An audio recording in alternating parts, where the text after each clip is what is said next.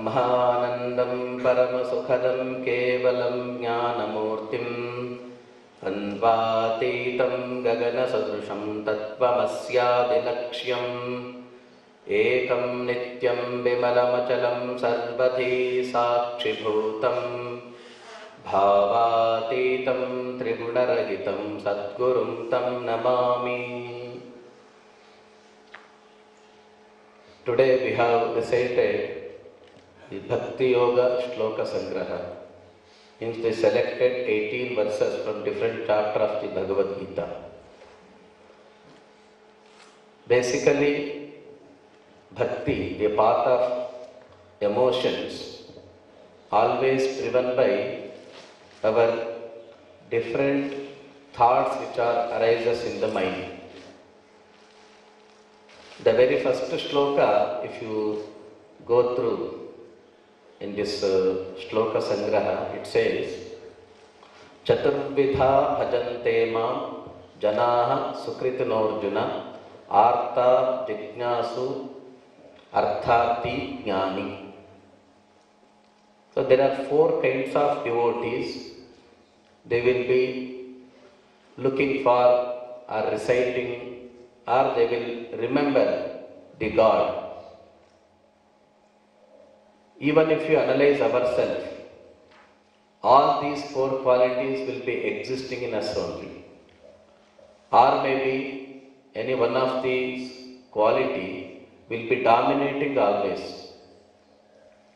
Artha means one who suffers or always in misery or always distressed. Many of the time we have come across that most of the people who suffers, they will go for surrendering to God. That means in Kannada we say Sankata Bandaga Venkataramana. Means only when we remember the God, when we come across the problems, is one kind of bhakta or the devotee. Or otherwise they never remember at all. Whenever their full desires are fulfilled, then they never bother about the God or something else. So this is one kind of bhakta. The second kind of devotees are jignasu. These kind of people you can see around the world. Okay? Most of them, those who think themselves are called intellectuals or maybe so scholarly people, they will be always curious to know what is that God or what is that divinity, because they don't want to do any sadhana. They don't want to surrender to any highest center like God. Only curious to know, jignasu. Always they are very curious how it might be, what may be the creation, what is the rupa or the form or the image of the God, or what may be the source behind this creation, and everything they keep on thinking. So this is the second kind of bhaktas or devotees. The third type is artharthi. You can see the lot of rituals, the people who visits for the temple, go for pilgrimage, tirtha yatra, and they themselves does lot of rituals in their home or maybe the surrounding. What for? To fulfill their desires, artharthi, to have the wealth, and to be happy always with the money, not with the other activities. They want money only for their fulfillment of the desires. This is the third kind of bhaktas, artharthi. And the fourth one is jnani cha bharatarashabha. O Arjuna, the fourth kind of devotees are called as jnanis, those who are looking for real knowledge, those who wanted to establish in their eternal existence That is Satchitananda Brahma Sthiti. So these are the four kind of the devotee. If you analyze ourselves every day, since morning to till bed, we can observe all these four qualities in us only. Maybe one of the quality may be dominated, but all these are existing in each and every human being.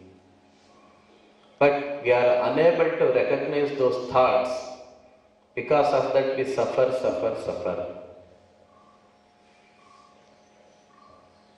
If we observe our mind, just imagine the Manasa Sarovara.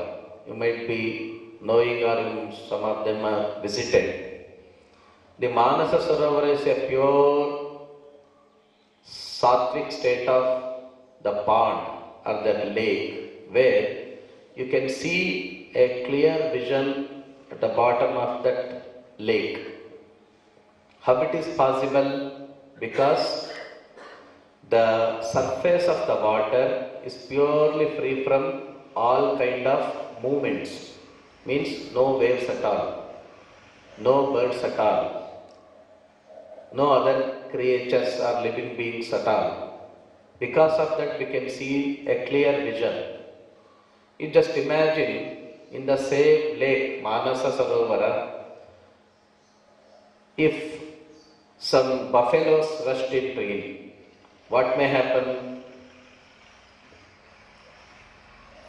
The clay or the dust or the sediments which are accumulated at the bottom, it may come up so that it mixes the water and it become absolutely dirty, so that we can't see any clear vision at the bottom of the lake. If you imagine the crows or something like birds, they may create some waves, but we can see the image at the bottom of the lake unclearly. That means it is visible but not clear. But at the same time, you just think of the Hamsa Pakshis, or the bird Hamsa, swans. They are also moving, but you can't see any lake. But there is disturbance, but it is not much compared to the previous two. In the same way, if you think of our Manasa Sarovara, our mind, the thoughts which are rushing towards the mind, or they are making our real vision very improper or unclear. We can't able to analyze what is happening in the mind. At the same time, like we can say tamasa vritti or tamasa thoughts are very deep-rooted, ignorant thoughts. If you take the Rajasika vritti, Rajasika is so dynamic and he can perform any kind of force only for what purpose? For the name, fame and all. So that he is always rushing. He knows what he is doing, but he does for his own sake. This kind of vrittis, most of the people will be dominated by these Rajasika vrittis.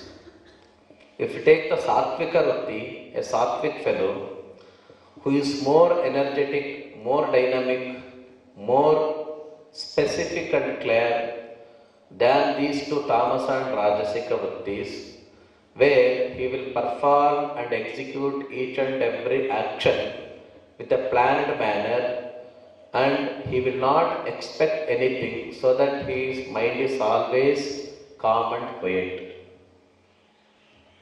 So in Bhakti Yoga, our emotions must be observed always. That's what Krishna says. Whether we have dominated by Asuri vrittis or the Tamasika vrittis or the Daivi vrittis.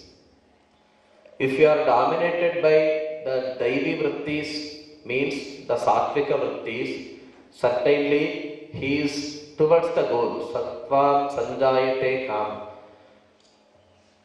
When the vrittis like sattva are the good, always he will be towards a pure emotion path, that is the bhakti yoga. But whereas the remaining two, the rajasa or the tamasika vrittis, always they will be dominated by asuri, that is always they does some crookedness, some wickedness, always they hurt others. Since morning to evening, if you observe ourselves, these three kind of vrittis we can observe. Early in the morning when we get up, always we feel peace, tranquil, very sattvic, because even in the nature also it is divided into three. The daytime, when the sun rises, the people will be more active because it is more and more dominated by rajasika kind of vrittis. But early in the morning, if you wanted to do some japa or some ritual or some meditation or yoga practice, it is a sattvika vritti. But at the same time, in the evening, after the darkness, you can see the people will be engaged in many and different activities which is not are not supposed to do. So these three times we can see in the nature also, in our nature also, body nature, in our mind also. So if you are aware of all the time by practicing all these yoga, pranayama, dhyana and all these things, certainly we can analyze ourselves what kind of thoughts are dominating in us, and accordingly we can move in the path of bhakti yoga, raja yoga, jnana yoga, karma yoga. So ultimately the yoga is to be present in the present time, that's all. To bring the mind into the present time, we practice all these kind of practices because these are all the means, it is not the ultimate goals. So whatever the practice we do, they should lead us to bring the mind to the present time so that we can be aware of all the time, so that we can execute and perform our actions well. Whenever we are sitting like this in a lecture or maybe in any other class or any work, but most of the time our thoughts are dominated by what? Either past or future, because of our past experience, ego. Even in this hall, we may think that, or I may think that you are listening to me, but it is not possible because the nature of the mind is to be chanchal, always flickering, dilemma, confusion and all this. Even though we are physically present here, most of the mind will be roaming here and there because the nature of the mind. So only thing, we have to bring the mind to the present time, what we are practicing. We can't control the mind. It is an absolutely wrong concept. We can't control it, but we can channelize to something else. We cannot control the water in a dam, even after the ultimate level. But we can channelize the water in different ways. In the same way, the mind can be channelized in different practices instead of controlling it, so that our emotions can be controlled. And once the emotions are in controlled manner, certainly we can move towards the goal, what all our scripture says, that is salvation or mukti or moksha. So let us pray the God to drive us in a sattvic path, to execute our actions in our day-to-day life, and let us proceed and elevate the path of spirituality. Adat Namaskara Mudra. Om Asato Ma Satgamaya Tamaso Ma Jyotirgamaya Mrityorma Amritangamaya. Om Shanti Shanti